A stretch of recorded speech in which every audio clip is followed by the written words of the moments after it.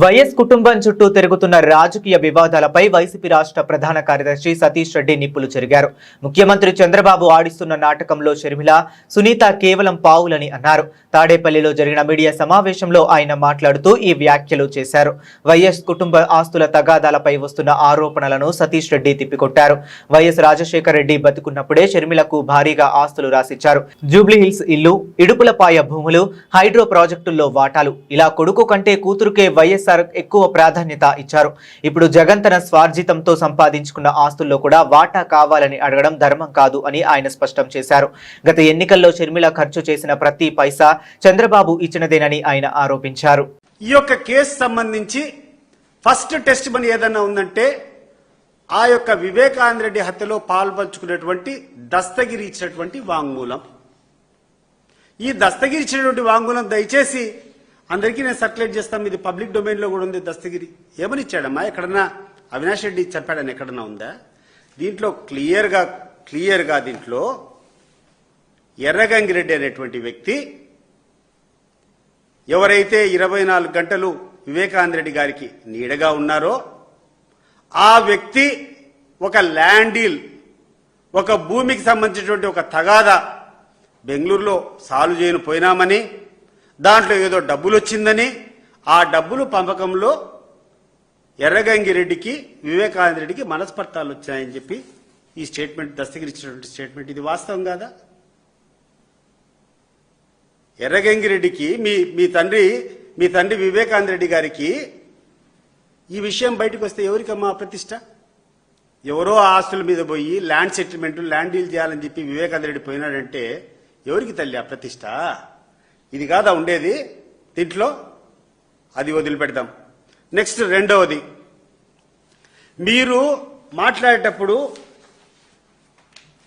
ఈ దస్తగిరి ఇచ్చినటువంటి స్టేట్మెంట్లో యాదంతి Sunil Yadav hit on the genitals area of YS Vivekananda Reddy sir with his right leg and said, మా అమ్మని అడుగుతావరా డాష్ డాష్, మా అమ్మని అడుగుతావారా అని చెప్పి ఆ సునీల్ యాదవ్ వివేకానంద రెడ్డిని తన్ని ఆయన మీద జెంటిల్స్ మీద, అంటే మీకు తెలిసిట్టది మర్మాయుల మీద కొట్టినట్టు, గొడ్డలతో కొట్టినట్టు. దాన్ని బట్టి ఏమని అర్థమవుతుందమ్మా? ఈ విషయాలన్నీ జనం లేకపోతే ఎవరికమ్మా డ్యామేజ్ అయ్యేది? ఇది ఎవరన్నా మేమిచ్చినటువంటి స్టేట్మెంటా? నువ్వు కాపాడుకుంటున్నావే, మీ దస్తగిరి ఇచ్చినటువంటి స్టేట్మెంట్ కదా ఇది. ఎందుకు ఆ కోణంలో మీరు ఆలోచన చేయరు? అంటే వివేకానంద రెడ్డి గారిని చంపేటువంటి సమయంలో, ఆయన మీద దాడి చేసేటువంటి సమయంలో వీళ్ళు కొన్ని పేపర్ల కోసం వెతికినారు. ఏంటి అమ్మా పేపర్లు? చెప్పు తల్లి, ఏంటి ఆ పేపర్లు? వీళ్ళు ఏ పేపర్ల కోసం వెతికినారు? ఎక్కడన్నా మీకు అవినాష్ రెడ్డి గారి కుటుంబానికి ఎక్కడన్నా ఆస్తి తగాదాలు ఉన్నాయా, గెట్ట తగాదాలు ఉన్నాయా, ఇండ్ల తగాదాలు ఉన్నాయా? చెప్పు, నాకు అర్థం కావడంలా. మరి ఏ కదా లోక కళ్యాణం కోసం ఆ గర్రాలంతా తెచ్చి కంఠంలో పెట్టుకుంటాడు కదా.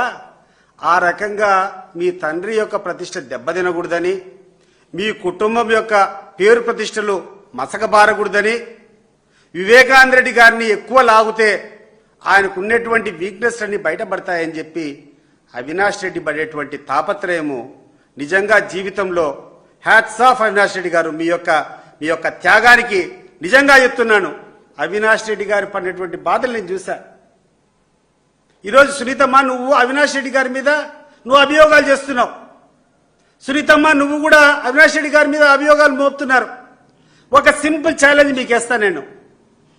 12 సంవత్సరాల నుంచి అవినాష్ రెడ్డి గారు కడప జిల్లాలో ఉన్నటువంటి ప్రజలకు అందరికీ కూడా సుపరిచితుడు. 12 సంవత్సరాల నుంచి మెంబర్ ఆఫ్ పార్లమెంట్గా ఉన్నాడు.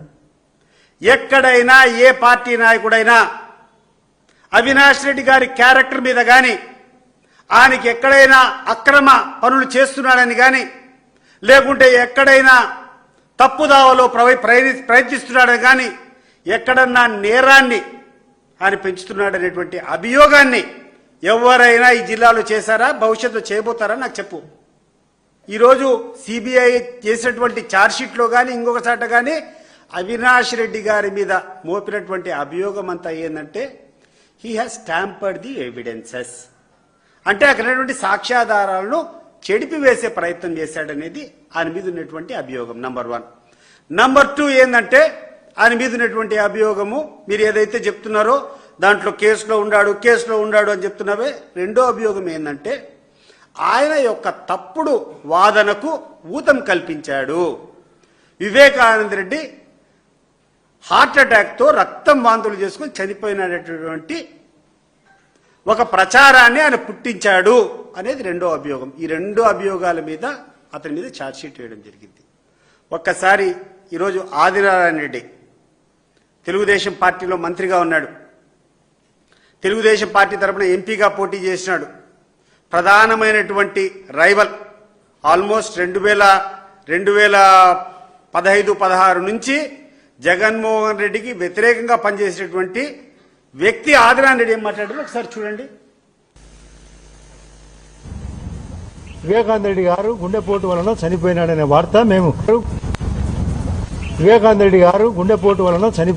వార్త మేము విజయవాడలో ఉన్నప్పుడు జరిగినది. ఆ రోజు నేను నాతో పాటు శేఖర్ రెడ్డి అని మా కజిన్ ఒక ఆయన కాంట్రాక్టరు, శివప్రకాష్ రెడ్డి వివేకానంద రెడ్డి గారి యొక్క సొంత బావమరిది ఫోన్లో దొరికినప్పుడు నేను చెప్పిన మాట సారీ చెప్పినా బాధాకరంగా. ఎందుకున్నా ఎట్లా జరిగిందంటే ఆయన ఎక్కువ సిగరెట్ తాగేవాడని, స్టంట్ వేసినారని, వామిటింగ్ వలన జరిగిందనే విషయం చెప్పిన తర్వాత వాళ్ళ కొడుకు కూడా నాతో మాట్లాడితే అదే విషయం చెప్పినాడు. సునీతమ్మ వాళ్ళ మామ శివప్రకాష్ రెడ్డిని అడిగితే శివప్రకాష్ రెడ్డే మాట్లాడాడని చెప్పి ఈరోజు స్పష్టంగా ఆదినారాయణ రెడ్డి చెప్తాడు. మరి ఆయన టెస్టిమనీ నేను ఎందుకు తీసుకోరు అని నేను అడుగుతున్నా. వివేకానంద రెడ్డికి అవినాష్ రెడ్డి గారికి వచ్చేటువంటి మనస్పర్ధలంతా వివేకానంద రెడ్డి కడప పార్లమెంట్ సీట్ ఆశించినాడని, ఆయనకు బదులు అవినాష్ రెడ్డికి జగన్మోహన్ రెడ్డి ఎక్కడ టికెట్ ఇస్తాడో అనేటువంటి అభద్రతతో ఆయన అడ్డు తొలగించుకుంటే అవినాష్ రెడ్డి టికెట్ వస్తున్నటువంటి ఆశ ఒక అంశాన్ని మీరు పైకి లేరుతున్నారు.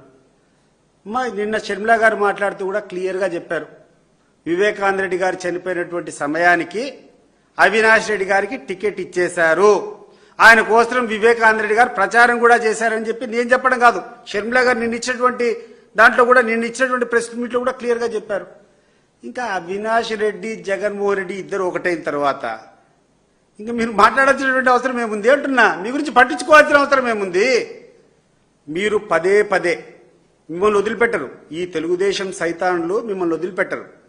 2029 ఎలక్షన్ల వరకు మిమ్మల్ని ఏ రకంగా వాడుకోవాలనో, వాళ్ళకి ఎప్పుడు అవసరమవుతుందో, ఎప్పుడైతే తెలుగుదేశం పార్టీ డౌన్ఫాల్ అవుతుందో, ఎప్పుడైతే తిరుపతి లడ్డు ప్రచారం వికటిస్తుందో, ఎప్పుడైతే TV5 అధినేత బిఆర్ నాయుడు యొక్క రాసక్రీడలు పైకొస్తాయో, ఎప్పుడైతే తెలుగుదేశం పార్టీ యొక్క పార్లమెంట్ మెంబర్ మీద ఏదైనా డ్రగ్స్ ఇంకొక అభియోగం వస్తే ఇవన్నీ డిఫెండ్ చేసుకునేదానికి మీకు వేరే అస్త్రాలు లేకుండా మిమ్మల్ని పైకి తీసుకొని వచ్చేటువంటి అంశం ఇది అందరం కూడా గమనిస్తున్నాం.